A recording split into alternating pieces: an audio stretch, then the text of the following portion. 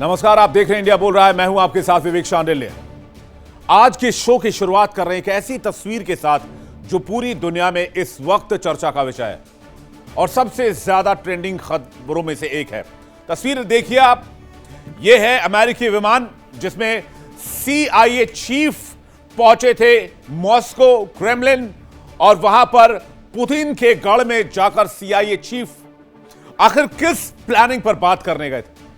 दुनिया की सबसे ताकतवर खुफिया एजेंसी के चीफ जॉन रैटक्लिफ क्यों मॉस्को गए, 8 घंटे क्यों रुके? आखिर अमेरिका की ऐसी कौन सी मजबूरी थी कि अमेरिकी खुफिया विभाग के चीफ को मॉस्को में जाकर 8 घंटे बिताने पड़े? ये देखिए, रूट में आपको दिखा रहा हूं, रिगा लताविया होते हुए सीधे ये जो विमान है ये मॉस्को लैंड करता है, जिसका नंबर है RCH4555, country of registration US, 18 साल पुराना यह विमान जो कि US गवर्नमेंट, US एयरफोर्स के लिए रजिस्टर्ड है, वो लताविया से लेकर आता है CIA चीफ को, और CIA चीफ 8 घंटे तक पुतिन के गढ़ में रहते हैं। क्या इतिहास का सबसे बड़ा सरेंडर हम देखने वाले हैं? आखिर क्या होने वाला है? क्या अमेरिका पुतिन के सामने गिड़गिड़ा रहा है? क्या ईरान के वॉर से निकलने के लिए अमेरिका यूक्रेन की बलि देने को तैयार है? बहुत सारी खबरें हैं जो मैं आपको बताना चाहता हूं। बहुत सारे कयास हैं, स्पेकुलेशंस हैं जो लगाए जा रहे हैं। इस दौरे को लेकर ना तो CIA ने कोई जानकारी दी है और ना ही क्रेमलिन के अधिकारियों ने कोई जानकारी दी है। पुतिन के गढ़ में अमेरिकी खुफिया एजेंसी CIA चीफ का 8 घंटे तक रहना, सवाल यह कि जिस जंग में जिस रूस को उलझाने के लिए अमेरिका ने यूक्रेन जैसे देश को उकसाया, उसका सहारा लिया और फिर उसे नेटो में शामिल करने के लिए आमंत्रित किया, और जब जंग की शुरुआत हुई तो यूक्रेन जैसे देशों को उकसाता रहा, हथियार देता रहा। आज वही देश, उस देश का खुफिया प्रमुख जो इक्वल पावरफुल है अमेरिकी राष्ट्रपति के, ना एक पैसा कम ना एक पैसा ज्यादा, अमेरिकी खुफिया एजेंसी का चीफ जो पूरी दुनिया में जब चाहे जहां चाहे उथल पुथल कर सकता है और डंके की चोट पर कहता हूं, उस देश का खुफिया प्रमुख, और वो खुफिया प्रमुख रूस में क्या कर रहा है, मॉस्को में क्या कर रहा है, वो भी 8 घंटे तक। अमेरिका रूस को सबसे बड़ा दुश्मन मानता था। हालांकि यह बात अलग है कि डोनाल्ड ट्रंप और पुतिन के रिश्ते बाकी के अमेरिकी राष्ट्रपति के रिश्तों से अलग रहे हैं। दोनों कई बार मुलाकात कर चुके हैं, माना यह जा रहा है। चलिए खबर पर वापस लौटते हैं। पुतिन के गढ़ में CIA चीफ का होना इस बात का संकेत है कि कुछ ना कुछ बड़ा पकाया जा रहा है। अमेरिका कह रहा है कि आप हमें ईरान से निकाल लो, और वादा कर रहा है कि हम यूक्रेन के युद्ध से आपको निकालने में मदद करेंगे, आपको यूक्रेन को आपके सामने सरेंडर करा देंगे। हालांकि यह पर्दे के पीछे की कहानी है, कुछ और भी कहानी हो सकती है, लेकिन ना तो इस बारे में खुलकर कुछ रूस अभी तक कह रहा है, ना अमेरिका खुलकर कुछ बोलने को तैयार है। हालांकि इस दौरे को लेकर एक बात का खुलासा हुआ है कि अमेरिका ने पिछले हफ्ते यूक्रेन को सीधे तौर पर एक अजीबोगरीब और सख्त संदेश दिया था। अमेरिका ने यूक्रेन से कहा था कि वो सोमवार, मंगलवार और बुधवार को मॉस्को, सेंट पीटर्सबर्ग और रूस के उत्तरी इलाकों के आसपास कोई हवाई हमला और ड्रोन स्ट्राइक नहीं करेगा। क्यों नहीं करेगा? रीजन सामने है। CIA चीफ का मॉस्को दौरा होना था, इसलिए अमेरिका अपने हवाई क्षेत्र को सिक्योर करना चाहता था, खास करके उस इलाके को जिस इलाके में ये प्लेन ट्रैवल कर रहा था। अब पुतिन के गढ़ में CIA चीफ है तो कुछ ना कुछ तो खिचड़ी पकी ही होगी। CIA चीफ तो छुट्टियां मनाने गए नहीं होंगी कि मॉस्को जरा घूम आता हूं, बहुत दिन से काम से छुट्टी भी नहीं मिली है, थोड़ा सा मौज मस्ती भी हो जाएगी, ऐसी तो बात रही नहीं होगी। जाहिर सी बात है कुछ बहुत इंपॉर्टेंट चल रहा है। अमेरिकी खुफिया एजेंसी CIA के चीफ रैटक्लिफ मॉस्को पहुंचे। अमेरिकी वायुसेना के विशेष विमान C-17 ने ग्लोब मास्टर का इस्तेमाल किया। हालांकि पुतिन से डायरेक्ट मुलाकात नहीं हुई। CIA के चीफ की रूसी खुफिया एजेंसी SVR के चीफ से मुलाकात हुई। CIA के चीफ के दौरे के बाद यूक्रेन शांति वार्ता की उम्मीद बैक चैनल डिप्लोमेसी के जरिए युद्ध रोकने का रास्ता तलाशने की संभावना बढ़ गई है। रूस के साथ तनाव घटाने और संकट सुलझाने की कोशिश रहेगी। ईरान के सहयोगी रूस के साथ मिलकर तनाव घटाने पर बात हुई है। न्यूक्लियर मिसाइल से अटैक रोकने की कोशिश पर भी चर्चा हुई है। क्या रशिया कोई न्यूक्लियर वेपन का इस्तेमाल करने की प्लानिंग कर रहा है क्या? सब अंधेरे में तीर चला रहे हैं। सवाल यह उठता है कि आखिर जॉन रैटक्लिफ और रूसी अधिकारियों के बीच की बातचीत का असली एजेंडा क्या है? दावा किया जा रहा है कि एक तरफ अमेरिका ईरान पर आर्थिक प्रतिबंधों का ऐसा हंटर चला रहा है जिससे तेहरान की अर्थव्यवस्था का दम घुट जाए। दूसरी तरफ रूस और ईरान के रणनीतिक रिश्ते चरम पर हैं। रशिया ईरान को हेल्प कर रहा है, अमेरिका धमकी दे रहा है इकोनॉमिक आउटकास्ट कर देंगे। फिर अमेरिका मॉस्को क्यों जाता है जब इकोनॉमिकली आउटकास्ट करना उन देशों को जो ईरान की मदद कर रहे हैं? तेहरान ने यूक्रेन जंग में रूस को बहुत बड़े पैमाने पर ड्रोन दिए और सबसे मजेदार दिलचस्प बात यह कि रूस अब खुद अमेरिका और ईरान के बीच मध्यस्थता कराने की पेशकश कर रहा है। तो क्या महाशक्तियों का समीकरण गेम बैकडोर चैनल से चल रहा है? खबर है कि कोई डील होने वाली है। आज ही खबर आई, रशियन न्यूज एजेंसी ने दावा किया कि अमेरिका और ईरान के बीच बहुत जल्द डील होने वाली है। तो क्या हम देखेंगे रशिया यूक्रेन वॉर भी रुकने वाला है? और क्या ये जो खबर रशियन मीडिया सोर्सेस के हवाले से दे रहा है वो इस दौरे की पुष्टि करता है कि सीआईए चीफ हाथ जोड़कर आए कि माई बाप बचा लो ईरान से? क्या डील है? पॉसिबिलिटीज क्या है इस इम्पॉसिबल से समीकरण में? अमेरिका रूस के जरिए ईरान को रास्ते पर लाने का सौदा कर सकता है। इसके लिए अमेरिका यूक्रेन की बलि भी दे सकता है ईरान के लिए। रूस के जरिए ईरान जंग रोकने के लिए अमेरिका प्लान कर रहा है। क्या ईरान जंग रोकने के बदले में यूक्रेन की बलि लेगा रूस? यूक्रेन जंग को रोकने के लिए क्या ग्रैंड कॉम्प्रोमाइज की स्क्रिप्ट लिखी जा रही है? महाशक्तियों की सीक्रेट डील में छोटे देशों के हितों की बलि दी जाती है? क्या इजराइल और यूक्रेन जैसे दोस्तों की बलि दे देगा अमेरिका? यानी अगर ऐसा होता है तो हम इतिहास के सबसे बड़े सरेंडर को औपचारिक तौर पर किसी और स्क्रिप्ट के साथ होता देखेंगे। बेशक अमेरिका ये नहीं कहेगा कि वो सरेंडर कर रहा है, वो कहेगा कि हमने होर्मुज खुलवा दिया। और ईरान ने परमाणु कार्यक्रम फिलहाल आगे नहीं बढ़ाने की बात कही है। 2 मुद्दों पर जंग खत्म, अमेरिका अपने घर वापस। और दूसरी तरफ यूक्रेन रशिया के खिलाफ जंग रोक देगा। अमेरिका के कहने पर अमेरिका सपोर्ट करना बंद कर देगा अगर जंग ना रोके तो। कुछ बड़ा पकाया जा रहा है। रूस की जमीन पर यह उतरा सीक्रेट विमान सिर्फ एक हवाई यात्रा नहीं है, बल्कि ग्लोबल सुपर पावर के बीच चल रहे उस शीत युद्ध का नया अध्याय है जो बंद खबरों में लिखी जाती है। सीआईए चीफ की मॉस्को यात्रा ने साबित कर दिया है कि सतह के ऊपर चाहे जितनी भी दुश्मनी दिखाई दे, अंदर खाने महाशक्ति जो है इस दुनिया में वो अलग इबारत लिखने की तैयारी कर रहे हैं, अलग स्क्रिप्ट लिख रहे हैं।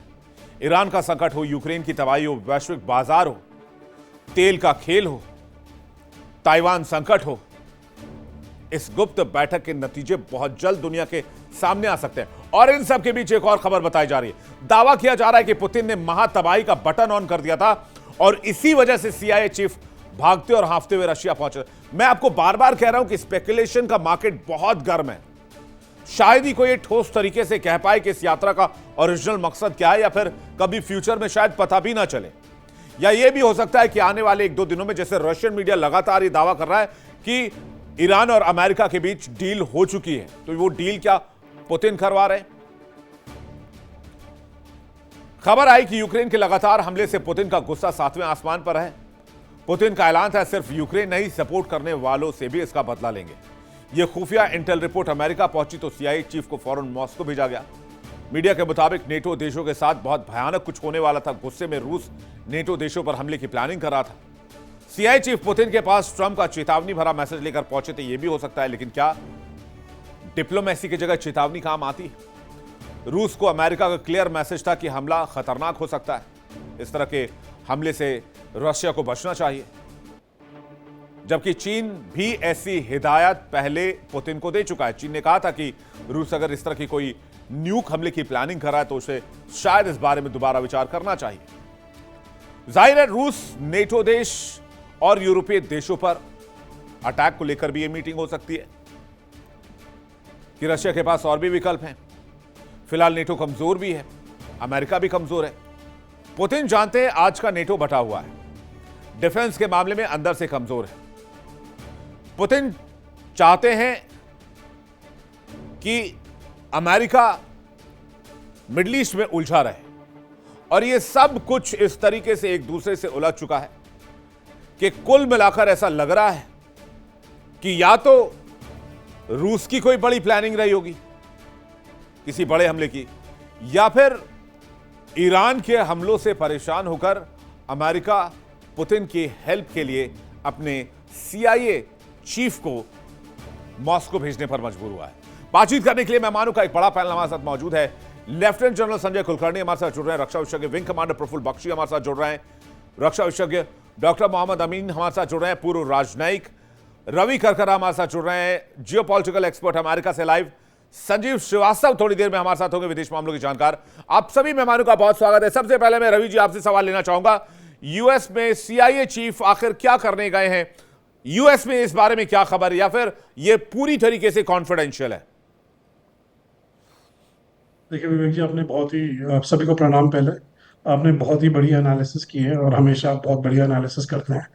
ये बहुत सिग्निफिकेंट है क्योंकि अगर आप C-17 को देखें और CIA का टाइमिंग भी देखिए ना, अब ये आपने बात शायद आपने नोट की है नहीं की कि अभी हमारे EAM जो हैं, जो एक्सटर्नल अफेयर्स मिनिस्टर हैं, वो भी उसी टाइम वहाँ पे हैं।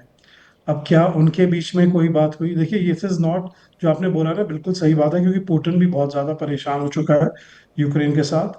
पुतिन और चाइना मिलके अमेरिका को परेशान कर रहे हैं मिडल ईस्ट में, और बाकी ट्रेड में भी काफ़ी ज़्यादा परेशान कर रहे हैं।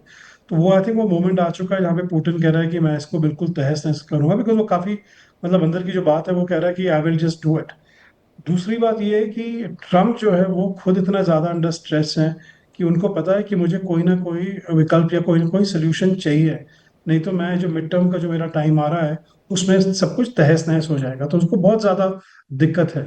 तो जो आपने सिनारियोज बताए उसमें एक मैं सिनारियो जोड़ना चाहूँगा कि इसमें क्या भारत का कोई रोल है कि अगर एक्सटर्नल अफेयर मिनिस्टर हमारे पहुंचे हुए हैं, क्या देर वॉज एनी, क्योंकि पुतिन के साथ मीटिंग अगर होती भी है वो कभी मीडिया में नहीं आएगी, ये आपको भी पता है कि अगर वो CIA का अगर गए हैं तो वो बिल्कुल राटक्लिफ जो है कुछ सोच के ही गए होंगे, और कोई क्लियरली कोई मैसेज, जो आपने बोला धमकी देने नहीं गए हैं, वो रेजोल्यूशन बेसिकली लेने गए हैं कि यूक्रेन हो चाहे ये जो ईरान के साथ है, उनको पता है कि इसका जो पूरा सोल्यूशन है वो रशिया के साथ है। और इसीलिए मैंने कल शायद आपके प्रोग्राम में किसी में बोला था कि आप चाइना को कितना भी बढ़ा लें कि चाइना है US है, पर रशिया को अंडरप्ले नहीं कर सकते हैं, क्योंकि रशिया ने ही चाइना को फूंक दी है कि अगर आज चाइना जो है खड़ा हुआ है अमेरिका के खिलाफ, उसमें रशिया का बहुत ज्यादा हाथ है। और इसमें दूसरा जो मैं कहना चाहूंगा कि इन पैरेलल, आज अभी आपने स्टेटमेंट देखी होगी कि अभी अभी अभी चाइना ने स्टेटमेंट दी है कि इंडिया और चाइना जो है वो बॉर्डर को रिजॉल्व करना चाहते हैं। वो बहुत सिग्निफिकेंट स्टेटमेंट। तो आप ये देखिए कि एक तरफ चल रहा है कुछ रशिया में, और साथ में इंडिया जो है चाइना के साथ कुछ कर रही है। सारी तैयारी जो है ये ब्रिक्स समिट के साथ है। तो जयशंकर जी जो है वो बहुत ही ज्यादा उनको पता है, स्ट्रेटेजिक है। तो क्या भारत ने कोई रोल प्ले किया कि इस सिचुएशन को, जो दुनिया का तहस नहस हो चुका है, उसको थॉ करने का? और साथ में अगर मैं आपको इंडस्ट्री या मार्केट की न्यूज देना चाहूँ तो उसमें ये बोलूंगा कि इंडिया जो है, जहाँ पे जो भारत जो है वो ऑयल एंड गैस प्रोड्यूस नहीं करता है पर उसको प्रोसेस करता है, आज की डेट में नंबर 1 कंट्री जो एक्सपोर्ट कर रही है ऑयल एंड गैस, आप शॉक में चले जाओगे अगर मैं आपको बताऊं कि वो भारत है। अगर आप मेरे ट्विटर फीड में जाएंगे तो वहां पे आप देखेंगे जो मैंने डेटा शेयर किया है, काफी लोग इससे भी हिल चुके हैं कि जहाँ पे इंडिया का तहस नहस होना चाहिए, इंडिया ने बहुत ज्यादा एक तरीके से रेजिलियंस दिखाई है। So just to sum up and say, क्योंकि बाकी बहुत इंपॉर्टेंट स्पीकर्स हैं, उनको भी उनका, मुझे खुद उनका सुनना है, उनका विचार। मुझे लगता है इसमें भारत का कोई रोल है। ऐसा कोई कोइंसिडेंस नहीं हो सकता है कि जयशंकर जी वहां पे हैं और साथ में जो है दोनों जो है हेड्स ऑफ इंटेलिजेंस वहां बैठे हुए हैं, क्योंकि इसमें काफी जो है बड़ा कुछ इम्पोर्टेंट डिक्लेरेशन होगा जो एक वर्ल्ड चेंजिंग होगा। और 100% उसमें आप कह भी रहे हो कि शायद बटन दबाने वाले या कुछ और करने वाले, पर इसका रेजोल्यूशन का टाइम आ गया है। तो ये बहुत इंपॉर्टेंट, मैं इसको पॉजिटिव तरीके से देखता हूँ और बहुत ही ऑप्टिमिस्टिक तरीके से मैं इस सिचुएशन को देखता हूँ। बिल्कुल, अगर लीडर्स, वर्ल्ड लीडर्स एक साथ आ रहे हैं किसी प्रॉब्लम को सुलझाने के लिए, तो वो एक पॉजिटिव साइन के तौर पर देखा जाएगा। संजीव श्रीवास्तव हमें ज्वाइन कर रहे हैं, बहुत स्वागत है सर आपका। विंग कमांडर प्रफुल्ल बख्शी साहब, आपका क्या टेक है sir? Thank you very much. ये टॉपिक बहुत ही एक्चुअली इंटरेस्टिंग है, और हमारे को panellist are very respected, but I would like to tell you on one thing कि रशिया और America have been the biggest rivals अब तक रहे हैं दुनिया के। बिल्कुल। और सेकेंड वर्ल्ड वॉर के बाद उनकी राइवलरी ने वॉर्सो पैक्ट बनाया, उनकी राइवलरी ने नेटो को क्रिएट किया, उनकी राइवलरी ने कोल्ड वॉर स्टार्ट करी, यूक्रेन तब स्टार्ट हुआ, क्यूबन क्राइसिस, यूक्रेन, ये सारा का सारा उनकी राइवलरी से हुआ। But there are no permanent enemies and no permanent friends, but permanent interest और इंटरेस्ट ऑफ द टाइम। तो ये इंटरेस्ट अब इनका कोइंसाइड कर रहा है। अमेरिका क्या चाहता है कि अब रूस का फिर हाथ पकड़ी, जैसे रूस ने सेकेंड वर्ल्ड वॉर में इनका हाथ पकड़ा था, और इसलिए अब ये अमेरिका के पास बहुत प्रॉब्लम्स खड़ी हुई हैं। उसका हॉर्मुज स्ट्रेट में प्रॉब्लम है, फिर ईरान को सप्लाई हो रही है मिसाइल्स फ्रॉम रशिया, जो सेट कर रहे हैं। ऑलरेडी ईरान है सेटन दैट जहां जहां अमेरिकन बेस हैं, मैं उनके अमेरिकन को चाहे यूरोप में हो चाहे मिडिल ईस्ट में हो, मैं उनको मिसाइल से उड़ाऊंगा। और ईरान कर सकता है, ये नहीं कि नहीं करेगा, क्योंकि जब तक यूएस नहीं स्टॉप करेगा ईरान नहीं रुकने वाला। तो ये बात अब रशिया को पता चल गई है, they are running out of stock, they have economic problems, उनको कई चीजें बड़ी मल्टीपल प्रॉब्लम्स ही भी हैं, और लॉस ऑफ फेस तो अलग चीज है विच इज देयर। तो अमेरिका ने अब सोचा कि किस तरीके से ईरान को अगर कंट्रोल करना है तो रशिया की मदद की जाए, रशिया से गुहार लगाई जाए, और रशिया भी अपना he will ask the pound for the flash, तो रशिया भी उसको कुछ ना कुछ करेगा।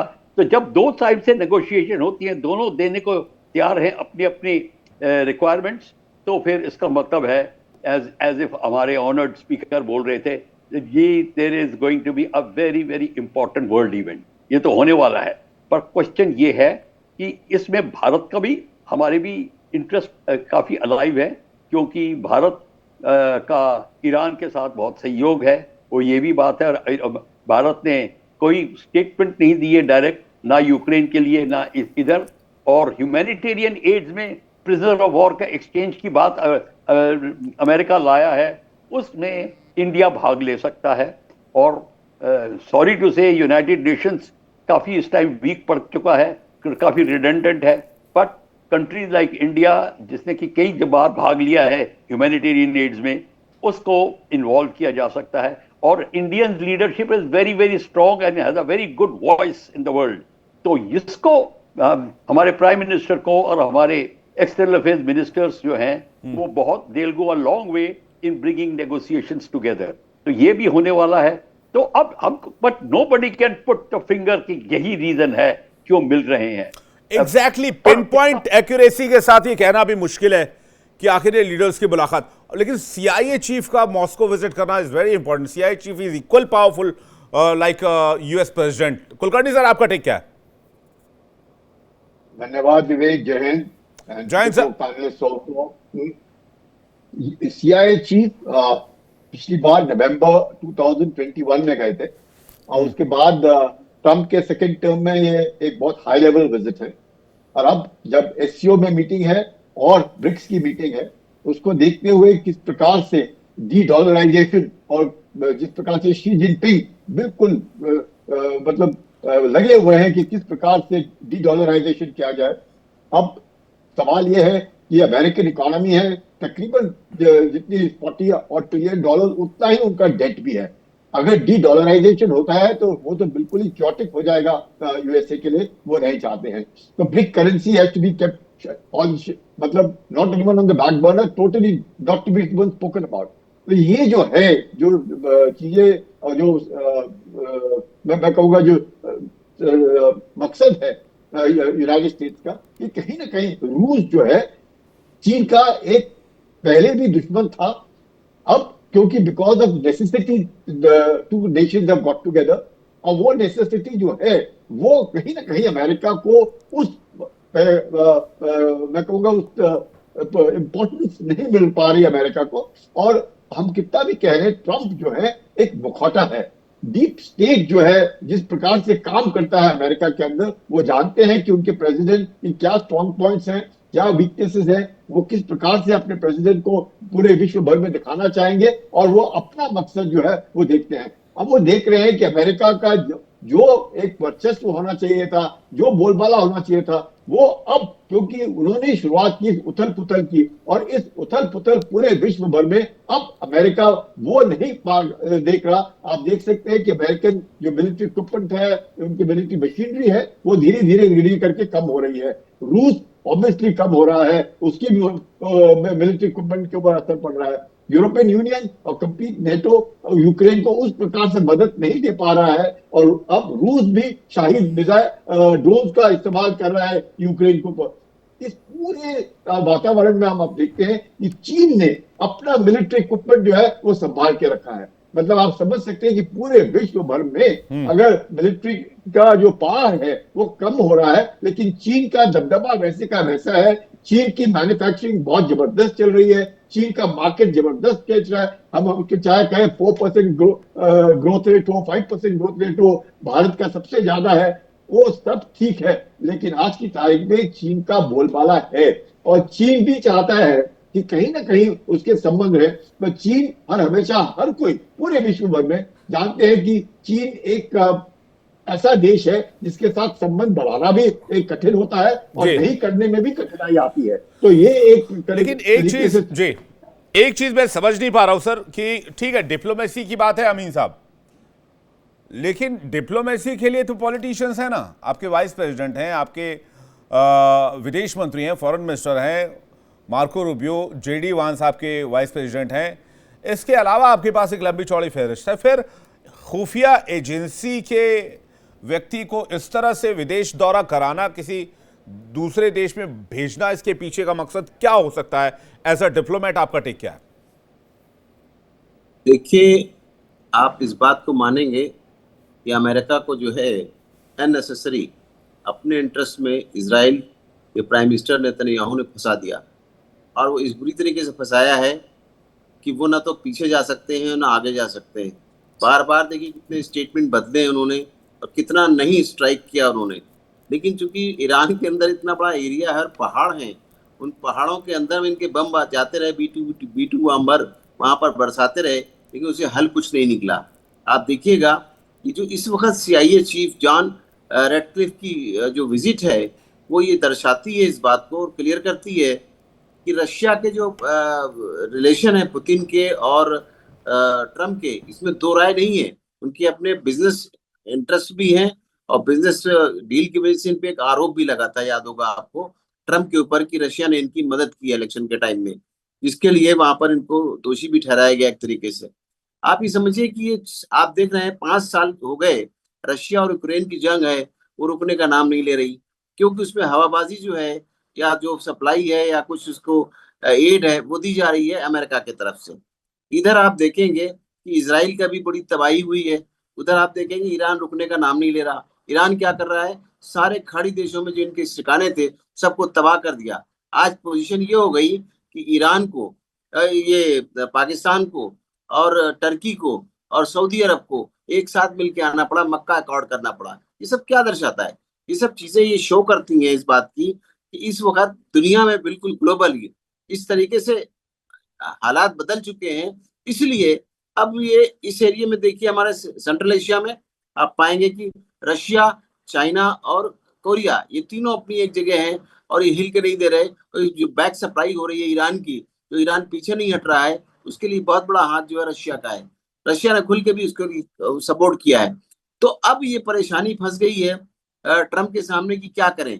तो ट्रम्प ने सोचा कि मैं अपने CIA चीफ को भेजूं वहां पर, और पूरी दुनिया के हालात को ब्रीफ करूं उनसे। CIA के पास पूरा चार्ट है, कहाँ पर क्या हो रहा है, क्या होने वाला है और क्या होगा, इतना तक फ्यूचर तक वो लेके चलते हैं अप्रोक्सीमेट इस बात को लेके। तो मैं समझता हूँ ये चीजें उन्होंने उनके सामने रखने के लिए भेजी हैं कि उनके जो चीफ हैं रशिया के, उनको बताया जाए कि देखिए आप, अब देखिए हम आपकी जो जंग है, जो यूक्रेन की बात हो रही है, उनको हम सरेंडर करा देंगे आपके सामने। और इधर भी बात हुई है कि आप ईरान को रोकिए। ये बहुत बड़ी बात है। इससे पहले भी वो गए थे, लेकिन हरमुज का कुछ नहीं हुआ। उन्होंने बात की इस बारे में। तो ये चीजें चाइना के साथ हो चाहे मॉस्को के साथ हो, आप देखेंगे कि एक बहुत बड़ा परिवर्तन आने वाला है इस विजिट के बाद, क्योंकि ये विजिट जो है फैक्ट पे होगी। सीआईए को हर आदमी मानता है, और सीआईए को हर एजेंसी को मतलब पूरी हर एजेंसी कंट्री की जो है कोऑर्डिनेट करती है। नहीं, बात ठीक है आपकी, मैं सहमत हूं आपकी बात से, लेकिन क्या अमेरिका यूक्रेन की बलि देने को तैयार हो जाएगा? संजीव जी, अमीन साहब कुछ कह रहे हैं। हाँ, आप 100% सहमत हैं? जी जी, संजीव श्रीवास्तव जी। हाँ, देखिए विवेक जी, सीआईए के जो चीफ जॉन रेडक्लिफ की ये जो रशिया की जो एक सीक्रेट विजिट है, ये मेरे असेसमेंट के मुताबिक बहुत ही महत्वपूर्ण यात्रा है। हालांकि इसको गोपनीय रखा गया है, लेकिन इसका जो सबसे बड़ा महत्व मैं इस संदर्भ में देखता हूं कि चूंकि यूनाइटेड स्टेट्स ऑफ अमेरिका और रशिया आज भी विश्व की दो सबसे बड़ी महाशक्तियां हैं, और इन महाशक्तियों के बीच में या किसी भी महाशक्ति के बीच में जो एक स्ट्रेटेजिक कम्युनिकेशन होना चाहिए वो हमेशा बने रहना चाहिए। चाहे कितनी भी राइवलरी क्यों ना हो, कितना भी कंपटीशन क्यों ना हो, कितना भी कंटेस्टेशन क्यों ना हो, महाशक्तियों के बीच में हमेशा एक स्ट्रेटेजिक कम्युनिकेशन को बना के रखने की आवश्यकता होती है। और इस बात को सभी महाशक्तियां समझती हैं और उसको प्रैक्टिस भी करती हैं। जैसे कि अभी आपने देखा कि हमारे राष्ट्रीय सुरक्षा सलाहकार श्री अजित डोभाल ने चाइना की यात्रा पे है, और उन्होंने एक एसआर लेवल की जो टॉक्स है वो की है। एसआर लेवल की टॉक्स का अपना महत्व है, लेकिन चाइना और भारत चूंकि बड़ी महाशक्तियां हैं, न्यूक्लियर पावर्ड नेशंस हैं, और विश्व के दो सबसे बड़ी जनसंख्या वाले राष्ट्र हैं, तो उनके बीच में भी स्ट्रेटेजिक कम्युनिकेशन होना चाहिए। उसी तरीके से यूनाइटेड स्टेट्स ऑफ अमेरिका हो या रशिया हो या यूएस और चाइना हो, राष्ट्रपति शी जिनपिंग भी अभी यूएस जाने वाले हैं, तो ये जिसका जो महत्व है वो स्ट्रेटेजिक कम्युनिकेशन के संदर्भ में मैं सबसे ज्यादा बड़ा देखता हूं।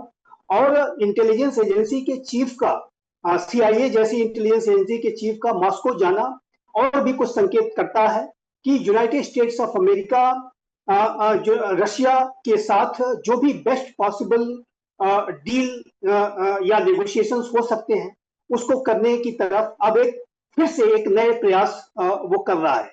और देखिए, चाहे जो रशिया यूक्रेन का युद्ध हो, वो तो अगर स्पष्ट रूप से अगर देखें तो ये महाशक्तियां ही लड़ रही हैं। चाइना और रशिया के बीच का ही युद्ध है जो यूक्रेन में चल रहा है, लेकिन वो इनडायरेक्ट तरीके से चल रहा है, डायरेक्ट तरीके से लड़ नहीं सकते क्योंकि न्यूक्लियर वॉर में कोई जाना नहीं चाहेगा। लेकिन रशिया यूक्रेन का युद्ध यदि शांत होना है तो यूनाइटेड स्टेट्स ऑफ अमेरिका और रशिया को डायरेक्ट बातचीत करनी होगी। और ये जो बातचीत, ये जो विजिट हुई है, एक बार फिर से मैं इसको एक बड़े प्रयास के तौर पर देखता हूं, और मैं आशा करता हूं कि कुछ अच्छे जो constructive outcomes in terms of dialogue और नेगोशिएशंस आने वाले समय में रशिया यूक्रेन के युद्ध के संदर्भ में भी हमें देखने को मिल सकते हैं। दूसरा, जो मिडिल ईस्ट की जो स्थिति है, वेस्ट एशिया की जो स्थिति है, वहां पर ईरान को जिस तरीके से रशिया एक इनडायरेक्ट बैटिंग कर रहा है, उसे लॉजिस्टिक्स का सपोर्ट प्रोवाइड करा रहा है, इंटेलिजेंस सपोर्ट प्रोवाइड करा रहा है, स्पेयर पार्ट्स प्रोवाइड करा रहा है, और जाहिर है कि ईरान के इस्लामिक रिजीम को रशिया और चाइना का एक बड़ा बैकअप हासिल है। उस पूरी सिचुएशन को भी बेहतर तरीके से डील करने के लिए और वेस्ट एशिया में ईरान के ऊपर, ईरान के इस्लामिक रिजीम पर एक दबाव बनाने के लिए कि वो डील के लिए तैयार हो, ये यात्रा बहुत महत्वपूर्ण है। मेरा ऐसा स्पष्ट रूप से मानना है कि सीआईए चीफ रेडक्लिफ ने जरूर मिडिल ईस्ट के रीजन के संदर्भ में और ईरान के इस्लामिक रिजीम को किस तरीके से नेगोशिएटिंग टेबल पर लाया जाए, उसके लिए दबाव बनाने के संदर्भ में रशिया की भी मदद मांगी है, और चाइना की मदद पहले से ही अमेरिका मांग रहा है। और दोनों ही राष्ट्रों की जो भूमिका, लेकिन संजीव जी, मैं फिर वही सवाल दोहरा रहा हूं कि सीआईए के चीफ ही क्यों? भाई, खुफिया एजेंसी के चीफ या तो किसी बात से आगाह करने गए होंगे या कोई इंफॉर्मेशन देने गए होंगे। डिप्लोमेसी का काम तो डिप्लोमैट्स का है या फिर लीडर्स का है। देखिए, ये इस वजह से हुआ है क्योंकि जो डीप स्टेट का जो कार्य करने का जो तरीका होता है, और जैसा कि आपने बताया कि सीआईए को सब कुछ पता है कि क्या स्थितियां हैं, और जैसा कि अमित साहब ने क्या बताया, फ्यूचर की सिनारियोस को भी असेस कर रहे हैं। वो पास्ट में जो क्या हुआ है उसको भी बहुत अच्छी तरीके से पल पल की उनके ऊपर नजर है। तो ऐसे में CIA की चीफ का जाना इस बात का संकेत है कि अमेरिका बहुत गंभीर है किसी तरीके की डील को लेकर के, चाहे वो रशिया यूक्रेन के युद्ध को शांत कराने की डील हो, चाहे वो यूएस ईरान के बीच के युद्ध को शांत कराने की डील हो, ईरान को इसका नेगोशिएटिंग टेबल पर लाने के लिए मजबूर करने की जो डील हो, उसके लिए अमेरिका जाहिर है कि रशिया की भी मदद लेना चाह रहा है। और मैं, जैसा कि हमारे अमेरिका से जुड़े हुए जो रिस्पेक्टेड कोलीग हैं, उन्होंने भी कहा, मैं इसको एक सकारात्मक पहल के तौर पर देखता हूं। और मैं मानता हूं कि इस तरीके का स्ट्रेटेजिक कम्युनिकेशन और डायलॉग महाशक्तियों के बीच में, न्यूक्लियर पावर कंट्रीज के बीच में हमेशा बने रहना चाहिए, तभी दुनिया को सुरक्षित रखा जा सकता है। क्योंकि miss communication, miss calculation, miss steps यदि महाशक्तियों की तरफ से उठाया जाएगा तो ये दुनिया को महाविनाश, सर्वनाश की तरफ धकेल सकता है। इसी वजह से मैं इस यात्रा को एक बहुत ही सकारात्मक और महत्वपूर्ण यात्रा के तौर पर देखता हूं, और ये भी एक्सपेक्ट करता हूं कि आने वाले समय में इसके कुछ बहुत ही कंस्ट्रक्टिव आउटकम्स, चाहे वो मिडिल ईस्ट रीजन के संदर्भ में हो या रशिया यूक्रेन के संदर्भ में हो, वो सामने आ सकते हैं। जी रवि साहब, आपके बिजनेस ग्रुप में क्या चर्चा चल रही है? कहते हैं कि जो दुनिया में बड़ी चीजें होती है, बड़ी खबरें होती है, वो सबसे पहले बिजनेस ग्रुप में उसकी चर्चा शुरू हो जाती है। नहीं, हमारा तो एक डेली फाइनेंशियल शो था, उसमें भी ये बात हुई थी, और एक बहुत क्लियर, आपने एक्चुअली विवेक जी बहुत इंपॉर्टेंट चीज़ पकड़ी है कि CIA चीफ क्यों। आई थिंक इम्पोर्टेंट रिकॉग्नाइज करना पड़ेगा, जहाँ पे कोई भी एम्बेसडर्स होते हैं, कोई भी मिशन होता है, उसमें सबके सीक्रेटिव जो होते हैं एम्प्लॉयज़ भी होते हैं। आपको पता ही है कि कैसे उनको ऑपरेटिव्स जो होते हैं दोनों तरफ होते हैं, ऐसा ये कोई नई बात नहीं है, आपने आपने काफ़ी इसके बारे में समझा होगा। I think the critical thing है जो हम बिजनेस कम्युनिटी कह रही है कि वो बेसिकली, जो आपने प्रश्न पूछा कि यूक्रेन को क्या सैक्रिफाइस किया जाएगा, मुझे तो 100% लगता है, बिकॉज ट्रम्प को सिर्फ अपनी सीट बचानी है, रिपब्लिकन पार्टी को बचाना है, किसी भी तरीके से उसको रेजोल्यूशन चाहिए। ये जो अभी सर ने भी बोला कि, और पुतिन को भी बहुत अच्छी तरह का पता है कि बहुत बुरी तरह फंस चुका है, और हमने आपके ही प्रोग्राम में बहुत बार ये बात की है। तो ये एक तरीके से एक लाइफ सेवर अपॉर्चुनिटी है, क्योंकि मेरा जो इसमें बस एक ही क्वेश्चन है जो मैं पूछना चाहता हूँ, जो खैर निकल के आएगा किसी टाइम, कि जयशंकर जी के टाइम ये CIA वाले कैसे पहुंच गए। तो क्योंकि इसका दूसरा एक और इंडिकेशन ये भी है ना, कि जो पूरी जो पीस प्रोसेस चल रहा था, जहाँ पे पाकिस्तान को डाला था, बाकी लोगों को डाला था, एक क्लियर, जो शुरू से हम आपके ही प्रोग्राम में पता नहीं कितने महीनों से हमने बोला है कि पाकिस्तान का कभी रोल समझ में नहीं आया। तो क्या भारत का कोई रोल जो है, डुअल रोल जो अभी चल रहा है, चाइना एंड रशिया का, बहुत इंपॉर्टेंट प्लेयर्स हैं आज की डेट में, दोनों बहुत इंपॉर्टेंट है, और वहां पे अजीत डोभाल जी का होना और यहाँ पे जयशंकर जी का होना, और जयशंकर जी के होते हुए सेकेंड डे पे रेटरिक का होना is a very significant development. और उसमें बिल्कुल जो आपका प्रश्न है वो बिल्कुल लेजिटिमेट है। उसमें यूक्रेन जो है वो, उसका डेफिनेटली आप देखेंगे कि वो दे विल बी, वो बनाया जाएगा, बलि का बकरा उनको बनाया जाएगा, और कहीं ना कहीं रेजोल्यूशन निकलेगा। एंड आई थिंक ये न्यूज़ जो है, ये बिजनेस कम्युनिटी में आपने पूछा तो वो सब लोग परेशान हैं, क्योंकि मार्केट कभी शॉर्ट होती है, कभी बहुत ज़्यादा। आपने देखा होगा कि ट्रम्प ने कितने मिलियंस ऑफ डॉलर सिर्फ जुलाई में बनाए, वो रिपोर्ट बिल्कुल बाहर निकल के आई है। देखिए, तो ये जो है बिजनेस कम्युनिटी को जो एक चीज चाहिए होती है, एक मतलब प्रेडिक्टेबिलिटी चाहिए, और एक स्थिरता चाहिए होती है किसी भी मार्केट को आगे ले जाने के लिए। आज की डेट में वो ना यूरोपियन मार्केट में है, ना वो नॉर्थ अमेरिका में है, या USA में है, कनाडा में है। एक ही मार्केट है, UAE की तो आप देख लीजिए, GCC कंट्रीज देख लीजिए, उनकी तो स्थिरता पता नहीं कि उनका ट्रम्प ने क्या बुरा हालत हाल किया है। और उसमें जब एक ही मार्केट जो आता है वो है चाइना, जो है वो डटा रहा है, बहुत ज्यादा चाइना ने गेन किया है, इंडिया ने भी गेन किया है। इंटरेस्टिंगली हम कह रहे थे कि इंडिया को बहुत ज्यादा हार्म होगा, इंडिया ने भी कोई ना कोई पेच लगा के आगे निकल के आया। इंडिया बहुत रेजिलेंट मार्केट है। तो बेसिकली अमेरिकन मार्केट कह रहा है कि हम परेशान हो चुके हैं, इसको खत्म कीजिए। तो I think this is significant. अगर हम लोग एक सिर्फ अमेरिकन मार्केट नहीं सर, वर्ल्ड मार्केट से भी यही पुकार आ रही है कि आपका ये जो ड्रामा है, वॉर ड्रामा बहुत हो गया, अब इसको बंद कीजिए आप, और खुद भी चैन से आप अपनी जिंदगी जिए और पूरी दुनिया को जीने दीजिए। लेकिन बख्शी सर जो बात कह रहे हैं कि भाई 2021 में भी रैटक्लिफ का दौरा हुआ था CIA चीफ का, उसके बाद 24 फरवरी 2022 को हमला कर दिया था रशिया ने यूक्रेन के ऊपर। तब ये वार्न किया गया था रैटक्लिफ की तरफ से, CIA चीफ की तरफ से, कि भाई आप जो है अटैक नहीं करेंगे यूक्रेन को। अब मुझे तो डर इस बात का, इस बार फिर चले गए CIA चीफ। अब पता नहीं पुतिन इसके बाद क्या करते, जबकि पुतिन की मुलाकात हुई नहीं है। बख्शी साहब, आप कहते तो ठीक है, पर ये जो हम बोल रहे हैं ये वाकई में ये दिखाने के लिए ये बात की जाती है। अंदर से रशिया और अमेरिका के अपने अपने इंटरेस्ट हैं और इनकी आर्म्स लॉबी बहुत स्ट्रांग है। आप सोचते हैं कि लड़ाई बंद हो जाएगी, ये लड़ाई बंद नहीं होगी, ये कर्टेल होगी, बट ये फैल जाएगी। अपना इंटरेस्ट देखेंगे अमेरिका और रशिया, पर लड़ाई जारी रहेगी किसी ना किसी तरीके से। एंड दूसरी बात है, सऊदी अरेबिया और other Middle East countries don't want Iran to become very strong. वो एक्चुअली तंग आ गए हैं ईरान की स्ट्रेंथ को देखकर, और वो चाहते हैं किसी तरीके से ईरान को कर्टेल किया जाए, बट ओपनली नहीं बोलेंगे, क्योंकि बट जो सप्लाई तो कर रहे हैं, बेस अवेलेबल करा रहे हैं अमेरिका को, वो दूसरी बात है।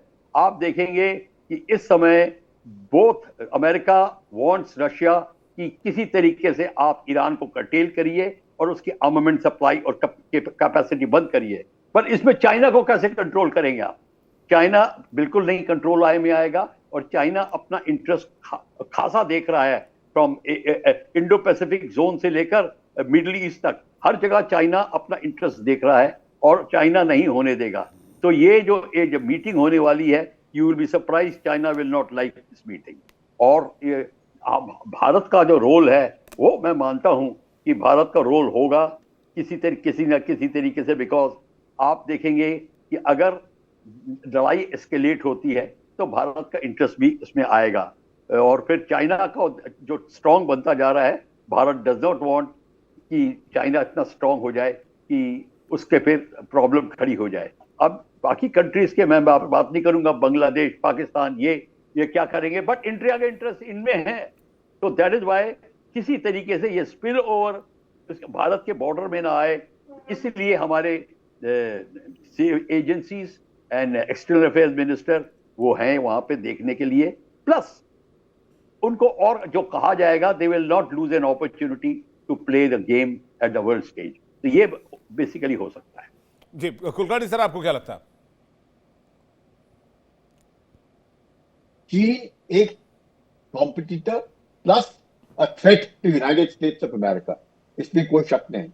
लेकिन अमेरिका नहीं चाहता है, वो जानता है अमेरिका कि यूनिपोलर वर्ल्ड बनना थोड़ा मुश्किल है, पर डेफिनेटली मल्टीपोलर वर्ल्ड में भी वो चाहेगा कि रूस को वो अपने साथ लेकर के चले। अगर रूस को वो अपने साथ लेकर के चलता है तो चीन फिर अकेला पड़ सकता है, क्योंकि अभी ये जो दोनों दोस्ती है रूस और चीन की, this is more of necessity, not because of ideological, मतलब एक आइडियोलॉजी के हैं या कम्युनिस्ट कंट्रीज है या सोशलिस्ट कंट्रीज है, मार्क्सिस्ट नहीं, ऐसे नहीं है। दिस इज ऑल बेसिकली और शेयर्ड नेसेसिटी। ये दोनों दोस्त हैं। अगर ये दोनों दोस्त नेसेसिटी पे हैं तो उनको लगता है कहीं ना कहीं अमेरिकन इंटरेस्ट रूस को अपने साथ अब ले चलने का है, बनिस्बत रूस के चीनी कैंप में अगर चले गए किसी भी कारण से, क्योंकि अमेरिका इंटरेस्ट को देखते हुए, तो शायद अमेरिका को बहुत ज्यादा फिर कठिनाई होगी। और ऐसे उथल पुथल पूरे विश्व भर में जो अमेरिका ने शुरुआत की है, उसका अंत भी अमेरिका के हाथ में है। और अभी भी ट्रंप और पुतिन के रिश्ते हमने देखे, अलास्का में किस प्रकार से बातचीत हुई, चाहे उसमें फायदा हुआ नहीं हुआ वो बात अलग है, तो दोनों की पर्सनल रिलेशनशिप अच्छी है। प्लस पुतिन जो है, चाहे मुलाकात नहीं हुई, पुराने KGB के हैं, वो समझते हैं कि जब इंटेलिजेंस CIA से लोग आते हैं तो वो क्या बात करेंगे, वो क्या चाहते हैं और क्या सुनना चाहते हैं, वो क्या कहना चाहते हैं। और खासकर जब SCO में मीटिंग है, ब्रिक्स की मीटिंग हो रही है, वो किस प्रकार से पूरे विश्व भर में क्या हो रहा है, ईरान के ऊपर कितने इकोनॉमिक सैंक्शन लगने के और वो कर सकते हैं, कहां तक ईरान को दबा सकते हैं, वो सब देखते हुए किस प्रकार से सऊदी अरेबिया को जो है, अगर वो काम से निकलने की कोशिश करता है, निकल सकता है या नहीं निकल सकता है, क्या खाड़ी के देशों में अमेरिका का महत्वता कम होगी या नहीं होगी, ये सब का सब डिस्कशन जब अमेरिका रूस के साथ करता है तो रूस को अच्छा भी लगेगा कि कम से कम अमेरिका ने उनको कॉन्फिडेंस भी लिया है कि पूरा विश्व अगर दोनों मिल करके चला सकते हैं तो उसमें दोनों का विन विन सिचुएशन है, बनिस्बत कि वो चीन को सौंप दे और फिर उसके बाद जो कंपटीशन और जो एनिमिटी बिटवीन चाइना आइडियोलॉजिकली और इकोनॉमिकली अमेरिका के साथ है, वो कठिनाई में आएगी। संजीव श्रीवास्तव जी कुछ कहना चाह रहे हैं। श्रीवास्तव सर। हाँ, देखिए, मैं ये कहना चाह रहा था कि इस यात्रा से अगर ये एक्सपेक्ट करना कि सब कुछ जो है सामान्य हो जाएगा, युद्ध गुडी रुक गुडी हो जाएगा, जाएगा, तो हाँ। मुझे नहीं लगता कि ऐसा होने जा रहा है। हाँ। ये जो जियो पॉलिटिकल, जियो स्ट्रेटेजिक जो राइवलरी, कंपटीशन, कंटेस्टेशन महाशक्तियों के बीच का है, वो बना रहेगा। और शीत युद्ध का समय हमने देखा, 45 वर्षों से भी ज्यादा लंबे समय तक ये पूरा शीत युद्ध चला था। उसके बाद न्यू जो पोस्ट कोल्ड वॉर का समय, और अब एक नए शीत युद्ध के समय जब दुनिया बढ़ रही है, तो ऐसे में ये एक्सपेक्ट करना कि सब कुछ गुडी गुडी हो जाएगा, हल्की डोरी हो जाएगा, ऐसा नहीं होने जा रहा है।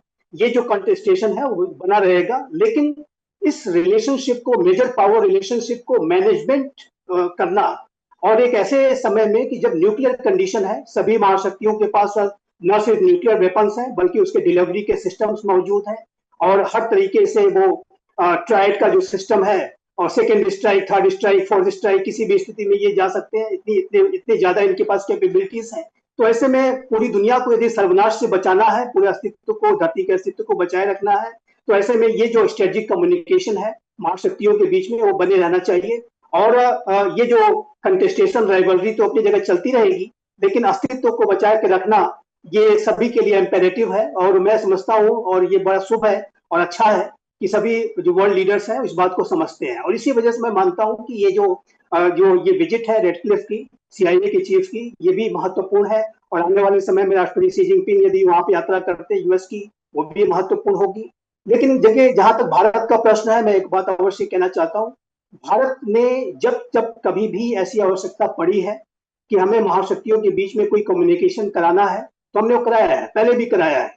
ब्लैक सी ग्रेन डील को कराने में भारत की बैक चैनल के माध्यम से, और अमेरिका और रशिया के बीच में कम्युनिकेशन को कराने में, और पूरे डील को कराने में एक भूमिका थी। उसी तरीके से जापोरिजिया न्यूक्लियर पावर प्लांट पर, उसके आसपास जब शेलिंग बहुत ज्यादा होने लगी थी, और ये आशंकाएं हो रही थी कि कहीं कोई शेल सीधा सीधा जाकर के वो न्यूक्लियर रिएक्टर पर ही अगर गिर गया तो फिर क्या होगा, चेरनोबिल हो जाएगा, नया कोई चेरनोबिल हो जाएगा। तो उस समय की जो बहुत ही संवेदनशील स्थिति में भारत ने अमेरिका और रशिया के बीच में कम्युनिकेशन स्टैब्लिश कराया था। और वो जो शेलिंग है उसको बंद कराने में, और जापोरिजिया न्यूक्लियर पावर प्लांट को सुरक्षित रखने में भारत ने बैक चैनल के माध्यम से एक महत्वपूर्ण भूमिका निभाई थी। और अभी आप देखिए, तो हमारे प्रधानमंत्री श्री नरेंद्र मोदी हो, चाहे वो हमारे विदेश मंत्री श्री एस जयशंकर हो, या राष्ट्रीय सुरक्षा सलाहकार श्री अजीत डोभाल हो, सभी का ये लगातार ये स्टेटमेंट रहता है। संजीव जी, एक इंपॉर्टेंट बात जो अभी डिबेट में निकल कर आई कि एस जयशंकर भी वहां पर है, ऐसे में पैर सिर पर रखकर भागकर आना मॉस्को, और मॉस्को कोई फ्रेंडली कंट्री तो है नहीं US का, बगैर किसी प्लानिंग के, बगैर किसी इंफॉर्मेशन के जिस हिसाब से ये दौरा हुआ, ये शक पैदा करता है। और मुझे आशंका भी है इस बात को लेकर कि CIA चीफ का मूवमेंट अचानक से मॉस्को, ये बहुत अच्छा साउंड नहीं करता है मुझे। नहीं, विवेक जी, बहुत ही अच्छा ये मैं मानता हूं कि डेवलपमेंट है। लेकिन देखिए, जहां तक महाशक्तियों के बीच में डायरेक्ट कम्युनिकेशन की बात है, रशिया और चाइना, रशिया और US के बीच में, ये 80s से लगातार बना हुआ है। वो जब चाहे एक दूसरे से बात कर सकते हैं, और इस तरीके का जो हॉटलाइन का जो कम्युनिकेशन है वो महाशक्तियां बना के रखती हैं, यह बात बिल्कुल स्पष्ट है। लेकिन जब कभी भी ऐसे कोई सीरियस इश्यूज आ जाए, या सीरीज ऑफ इश्यूज आ जाए, या बहुत ही गंभीर विषय आ जाए कि क्रॉस टेबल बात करने की भी आवश्यकता पड़े, तो ऐसे में इस तरीके की जो विजिट यदि आज रशिया और अमेरिका कर पा रहे हैं, तो ये मैं बड़े शुभ संकेत के तौर पर देखता हूं। मैं ये नहीं मानता कि ये कोई नकारात्मक डेवलपमेंट है, मैं मानता हूं कि अच्छा डेवलपमेंट है। और देखिए, भारत और चाइना के बीच में भी लगातार बातचीत हो रही है। हमारे, आपने बताया ही, सी जयशंकर मॉस्को में मौजूद है। रशिया से भारत के संबंध बहुत ही प्रगाढ़ है, टाइम टेस्टेड रिलेशनशिप है। तो इसी तरीके से महाशक्तियों के बीच में अगर कम्युनिकेशन अच्छा रहता है तो पूरे विश्व के लिए अच्छा है। और देखिए, मैं इस सवाल के जवाब में एक बात और कहना चाहता हूं। यदि ईरान और US के बीच के युद्ध को शांत कराने के संदर्भ में प्रयासों की बात है, तो ये पूरे विश्व के लिए बहुत जरूरी है, क्योंकि स्टेट ऑफ हॉर्मुज का डीकम्बेटाइजेशन, डीवेपनाइजेशन, ये बहुत इंपॉर्टेंट बात है, बिल्कुल सही बात है। विश्व की आवश्यकता है, और इसके लिए स्ट्रेट ऑफ हॉर्मुज का खुलना आज विश्व के एनर्जी सेक्टर के लिए बहुत जरूरी है। This is very important and this is very serious something you are talking about. लेकिन अब मैं फिर वही बात कहता हूं, मैं फिर उसी बात पर आऊंगा जो मेरी आशंका है कि इन चीज़ों को करने के लिए आपके डिप्लोमेट्स होते हैं, आपके पॉलिटिशियंस होते हैं, आपके विदेश मंत्री होते हैं, आपके रक्षा मंत्री होते हैं, आपके वाइस प्रेसिडेंट होते हैं, इवन आपके प्रेसिडेंट भी होते हैं। किसी खुफिया विभाग के चीफ का हो, उस पर से भी अमेरिका के CIA चीफ का दौरा, जो हर लिहाज से आपके शक के दायरे में एकदम 100% एक्यूरेसी के साथ खरा उतरता हो कि पता नहीं क्या करने गया है आदमी, और एक शक भी ये पैदा करता है। अमीन साहब, आपको क्या लगता है? देखिए, 2021 का दौरा आप याद करिए, CIA चीफ का हुआ था, डायरेक्टर का, और पुतिन से मुलाकात हुई थी, उसके बाद ही यूक्रेन का। उसमें थोड़ा सा मैं करेक्शन करना चाहूंगा, मैंने रैटक्लिफ का नाम लिया, उस समय जो थे वो विलियम बर्न्स थे CIA चीफ, तत्कालीन CIA चीफ। रैटक्लिफ अभी CIA चीफ है, 5 साल पहले तत्कालीन CIA चीफ बर्न्स थे। जी, आपकी बात पूरी कर लीजिए। हाँ, में जो दौरा हुआ था CIA चीफ का, तो उसके बाद ही देखिए कि रशिया और उसका यूक्रेन का जो लड़ाई थी वो शुरू हो गई थी। तो मैं जो भी कह रहा था वो इसी बात पे कह रहा था, ये एक्चुअली क्या प्रॉब्लम है ईरान के साथ में और अमेरिका की, वो एक तो जंग बहुत ही इनको दिक्कत दे रही है। अभी आपने श्रीवास्तव जी ने भी कहा स्टेट ऑफ हार्मोन्स का, वो भी एक मुद्दा, बहुत बड़ा मुद्दा है इनके सामने। कल भी उन्होंने स्टेटमेंट दिया था ट्रम्प ने, ये हम इसको ये कर देंगे वो कर देंगे, लेकिन कर कुछ नहीं पा रहे हैं। कभी सुबह कुछ स्टेटमेंट होता है, शाम को कोई स्टेटमेंट होता है, उनके स्टेटमेंट वैरी करते रहते हैं और बहुत ही सॉलिड तरीके से कहते हैं कि हम ये कर देंगे, लेकिन होता वो कुछ भी नहीं है, कम आउट कुछ नहीं है। तो इसलिए मैं कहता हूँ ये जो विजिट है ये बड़ी इंपॉर्टेंट विजिट है और सीक्रेट विजिट इसलिए रखी गई है कि किसी को किसी बात का पता न चल सके, क्योंकि ये बड़ी शक्तियां जो हैं, जो पावर हैं, जो वर्ल्ड की पावर हैं, उनको आपस में तो शेयरिंग करते ही इन्फॉर्मेशन। तो ये CIA के चीफ को भेजने के बाद रशिया को ये बताना है कि देखिए ये स्थिति इस वक्त यहाँ पर ऐसी है, अगर आप हमें सपोर्ट करेंगे। क्यों? क्योंकि ये ईरान को जो सपोर्ट कर रहे हैं, इससे बेचैनी है अमेरिका के अंदर, और अमेरिका की पोजीशन बड़ी खराब हो रही है क्योंकि वहाँ 2 साल के बाद चुनाव होने हैं। तो ये चीज़ है, बहुत ही स्थिति भयावह हो चुकी है। और अंदर अंदर अमेरिका में बैठे हमारे दोस्त, अमेरिका में रहते हैं, मैं भी जाता रहता हूँ। अमेरिका के अंदर जो एक्सपोर्ट इंपोर्ट वाला प्रॉब्लम इन्होंने किया था, पहले जो टैरिफ की बात की थी, उससे भी वहाँ बड़ी प्रॉब्लम हुई है। हमारा देखिए फार्मा सेक्टर रोक दिया इन्होंने, इसमें भी अभी बात की है इन्होंने कि हम इसमें भी टैरिफ बढ़ाएंगे। बात कुछ भी हो, कहीं पर कहीं बात संभल नहीं पा रही है ट्रम्प से। तो ट्रम्प के कुछ अब एजेंसियां हैं, अब वो आगे बढ़ के चाहती हैं इस मामले को हैंडल किया जाए। चलिए देखते हैं क्या CIA चीफ क्या गुल खिलाने के लिए गए थे। अब मैं बस इस बात को लेकर थोड़ा सा चिंतित हूं कि कोई ऐसा वैसा खिचड़ी ना पका आए हों जो पिछली बार पका आए थे 2021 में, उसके बाद हमला ही हो गया। इस बार क्या सरेंडर करने गए? ईरान से निकलने के लिए रशिया चाहिए किसी भी कीमत पर। कैस्पियन सी से एक बड़ा जो है वो समुद्री बेड़ा गुजरता है रशिया का, जो कि ईरान को हेल्प के लिए जाता है। बहुत सारी चीज़ें और बहुत सारे डेवलपमेंट्स इस वक्त सेम टाइम में पूरी वर्ल्ड में चल रही हैं। उम्मीद ये की जानी चाहिए पॉजिटिव साइड लेकर जाएंगे, नेगेटिव साइड लेकर नहीं जाएंगे। इसी उम्मीद के साथ आप मेहमानों का बहुत शुक्रिया हमारे साथ जुड़ने के लिए और अपना कीमती वक्त देने के लिए बहुत बहुत धन्यवाद। नमस्कार, जय हिंद, भारत माता की जय। खास पेशकश में फिलहाल इतना ही, वक्त एक छोटे से ब्रेक का है। बने रहिए हमारे साथ, खबरें लगातार जारी हैं। देखिए इंडिया डेली 24/7 अब आपकी स्मार्ट टीवी पर। इंडिया डेली मौजूद है सभी डिजिटल प्लेटफॉर्म पर लाइव और लगातार। इंडिया डेली 24/7 हर दिन राष्ट्र को समर्पित।